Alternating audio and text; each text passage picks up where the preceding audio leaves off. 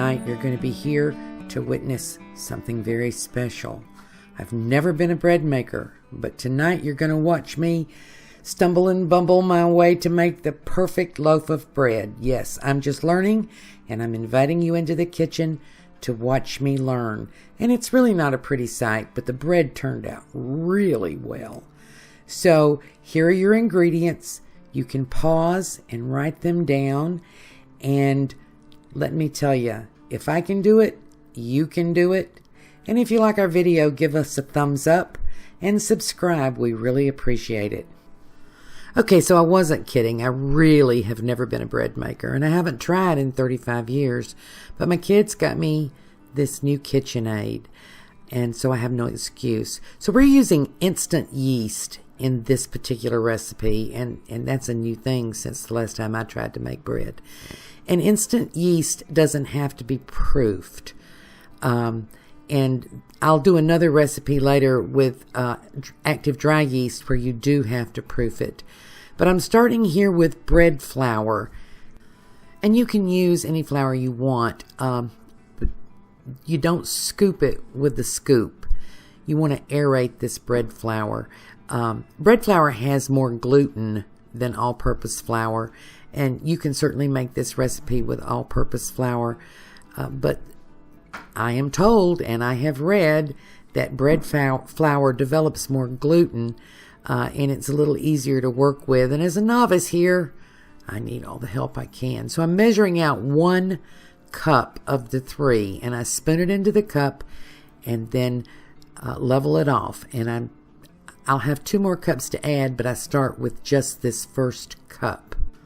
And then I add all the rest of the dry ingredients. I've got kosher salt, sugar, and I don't usually use sugar, but I understand that the yeast eats the sugar, and you can't make bread with Splenda. You have to use the sugar to feed the yeast. And then we'll put in the instant yeast.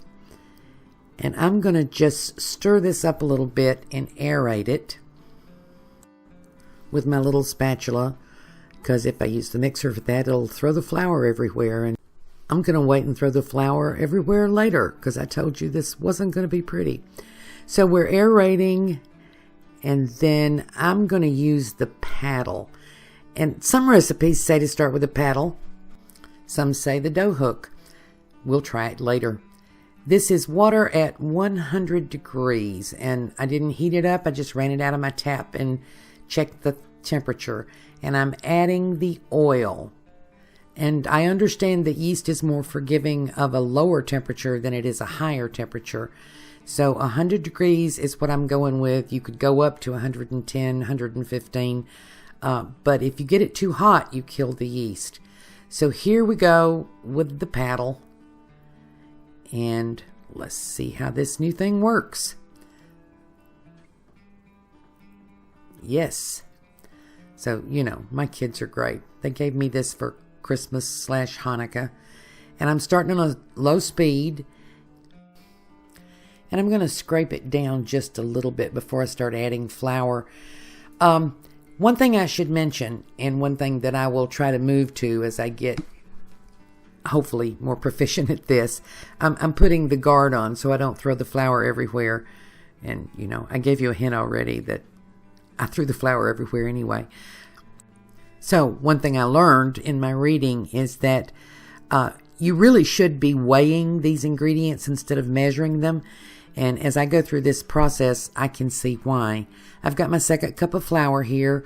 I'm adding it a little at a time. And let me give you a heads up. The 3 cups of flour make a batter that's almost so stiff you can't work it. And I should have stopped before I put all 3 cups in, but I didn't. And next time I'll know, but this is really my first time. And I'm going to show you all the mistakes, because I started this out showing you a beautiful loaf of bread. So what I hope we both learn from this is that you can make mistakes and still come out with a beautiful loaf of bread. And you see the evidence there. I threw the flour everywhere. So I switched to the dough hook. And you can see there that this dough is just too stiff. So I'm going to add about a tablespoonful of water because it needs to pick up all of that flour.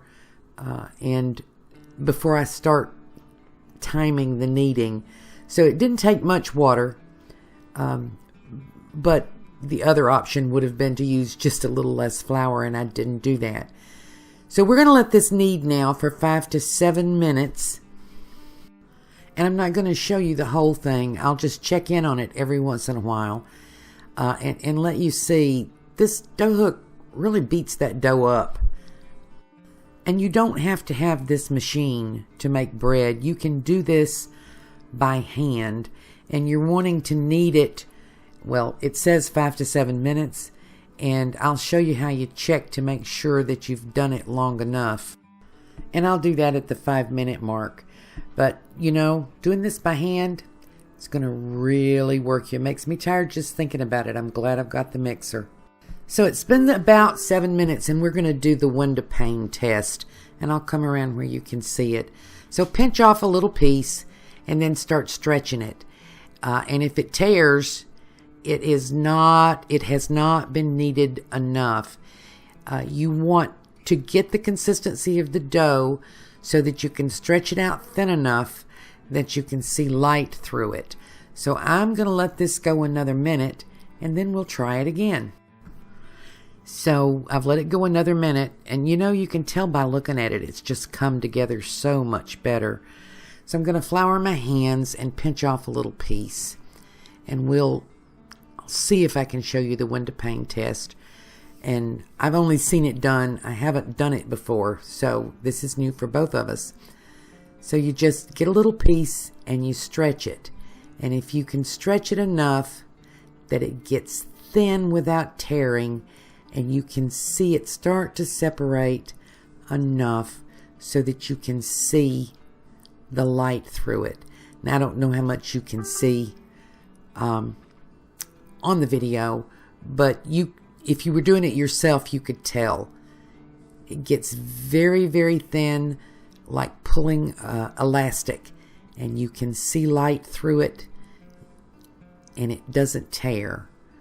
So this is the right consistency.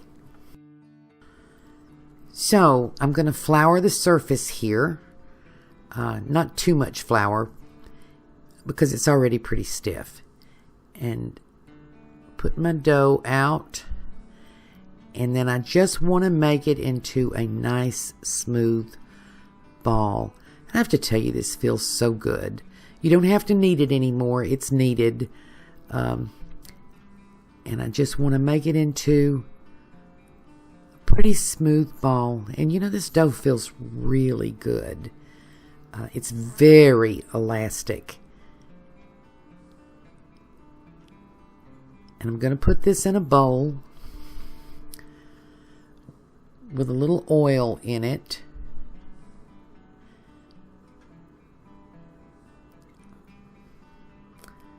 And I'm just using Wesson oil.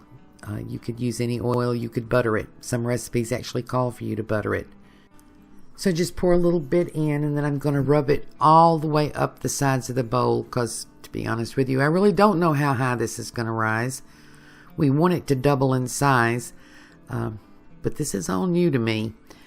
I'm going to wipe a little bit of that oil out. I think I put a little bit too much in. So we're going to put the bread in pretty side down and rub it around a little bit and get oil all around it, and then turn it over. And the oil is just to make sure it doesn't stick to your bowl. And then we're going to cover this with plastic wrap. Before I put the plastic wrap on, I'm going to oil one side of it because I don't want the bread to rise up and then stick to the plastic wrap. And I'll just use this little bit of oil that I poured off. It doesn't take much. And rub it in. Now, you want to try to find a place in your kitchen that's about 75 to 80 degrees. And there's no place in my kitchen right now. I mean, this is January.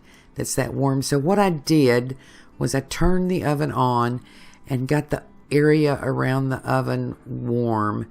And I turned the oven off, and I'm going to set this on top of the stove. This recipe says 45 to 60 minutes, and it should be doubled in size. And then I'll check it, and I learned a little trick that I'll share with you on how to make sure that it's risen enough. Okay, here we go. It's been about 50 minutes, and it's doubled in size, and you check it by sticking 2 fingers in, and if the holes stay, it's risen enough.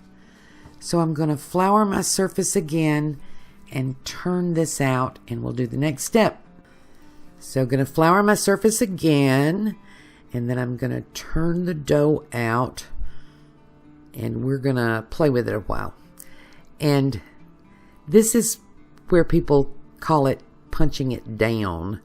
So let me get it out, and I got this neat little bowl scraper. And I can probably do it better with my hands. So that's really good looking dough to me. So at this point you want to punch it down, and you really only have to punch it once, but you know, I'm kind of enjoying this, so I'm going to punch it several times. And every time I punch it, there's a bubble that comes up. So we want to get all the bubbles out. Years and years ago, when I used to try to make bread, I would have great big gaps in the bread, and I now know that's because I didn't get all the bubbles out. So I'm going to work this a little bit, mostly to get the bubbles out, and partly to make it fit my pan.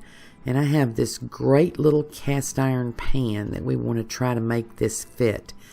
So I'm going to fold it over a couple of times, and then I'm going to get my rolling pin. And you don't have to use a rolling pin, but I'm going to, because I want to get all the bubbles out, and my hands are not very strong anymore. So I've just folded it over, and I'm going to roll it in one direction. I'm not rolling it hard. I'm just spreading it out a little bit. I want to make this, I want the short end to be about 8 inches, because my cast iron pan is 8 by 4. And this recipe is for a 9 by 5 pan. So I'll do a little bit of trimming. But I want that end to be about 8 inches so that it will fit in my cast iron pan properly. And we're going to roll it. So you want it to be fairly long and the width of your pan. So as I roll this, and you can't hear it, but I can hear it. You can hear the bubbles popping. And I think that's because the gluten has developed really well. And this is the first time ever, even back when I used to try to make bread, I used active dry yeast. This is the first time I've ever used the instant yeast. So it's 6 inches right now. I need to get 2 more inches, approximately 2 more inches, to make it fit my pan. And I'll just keep rolling and keep working out the bubbles until I get a shape that's going to fit in my pan. And I'm actually going to trim a little of this off because my pan is smaller than the recipe calls for. I got the cast iron pan because I like cast iron and because cast iron lasts forever. But the only one that was available to me was a little bit smaller than a standard pan. So I'm going to go with it because, see, that's about right. Anyway, I'm going to go with the cast iron because I think it gives food a really good color and it heats well. So here we go. Start at the start with the narrowest end and start rolling. And there's other methods to do this, and I'll show you the other methods in another video. But right now we're just going to roll it up into a loaf and pinch it off so it doesn't separate. And you want to kind of pinch the sides too, kind of neaten them up a little bit.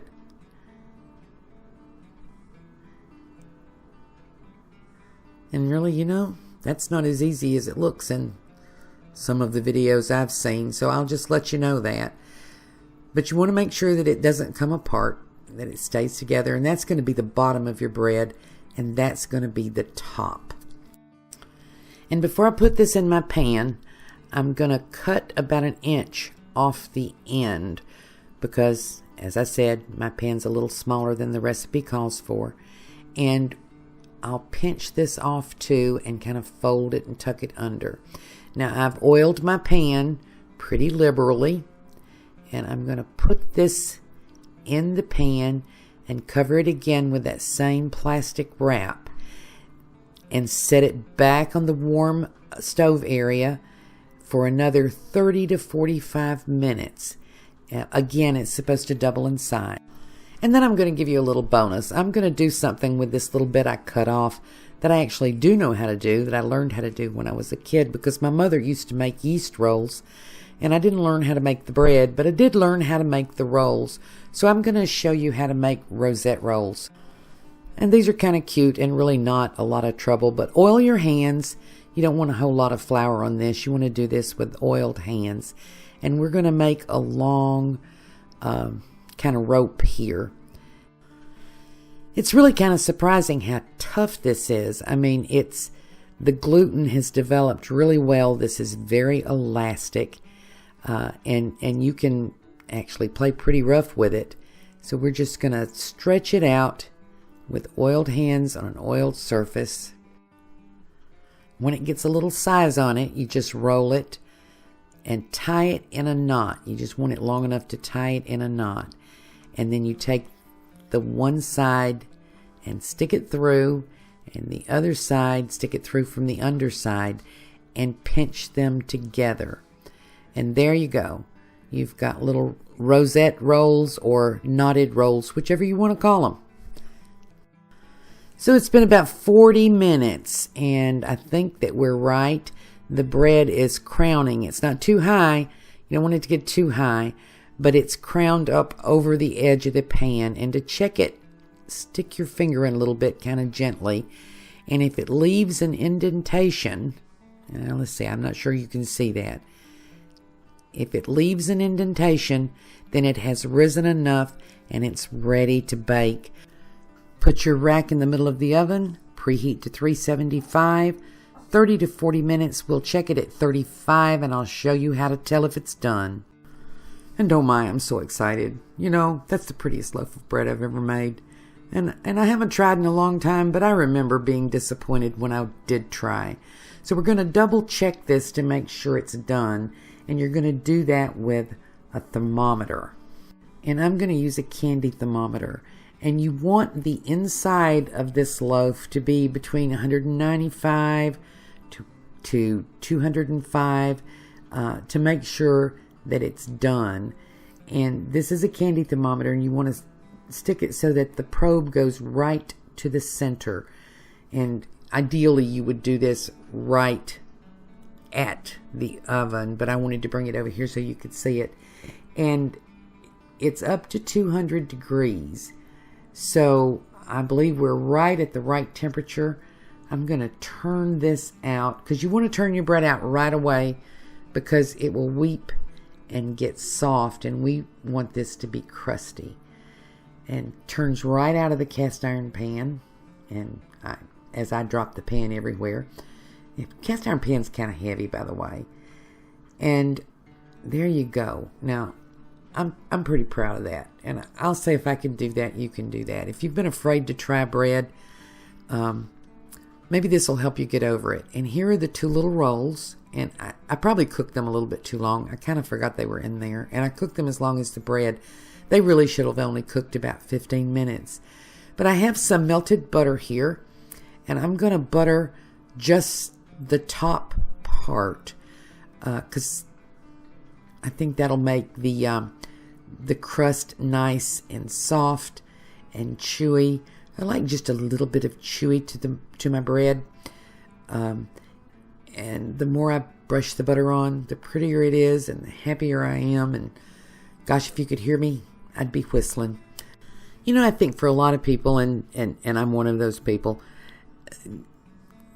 baking bread seems just a little intimidating. It seems almost like magic, and people who can do it are magicians. And you know, this really wasn't hard. And I made several mistakes, and the dough was very forgiving. By the way, this recipe came off of the Red Star Yeast website because I bought one of their yeast, and I thought I would try theirs. And I'm going to try a couple others for you because there are many different ways to do this.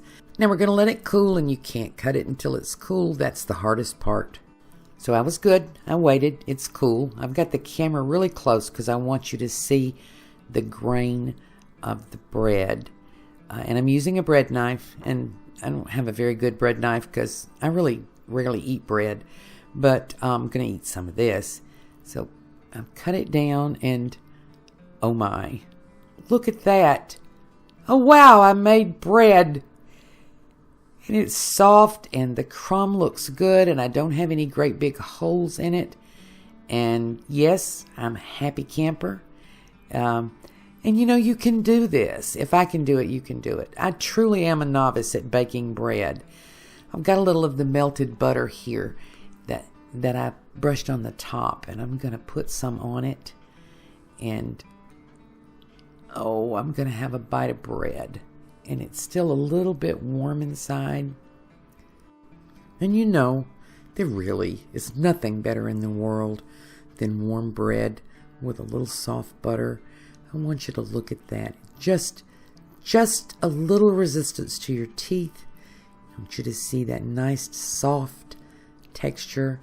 And yes, I'm proud of myself, and you can be proud of yourself too, because you can do this if I can do this. We're going to be having several different types of bread. Now, let's check this little roll.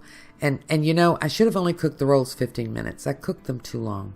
So they're very crunchy. But even with that, the inside is soft and chewy. And I may make a whole recipe just in rolls. So join me on this journey. We're going to learn to make several different types of bread. Next, we're going to make wheat bread, which is something I can eat, and we're going to make a challah. So hope you enjoyed this video. Gosh, I hope you make the bread, and I hope to see you again tomorrow.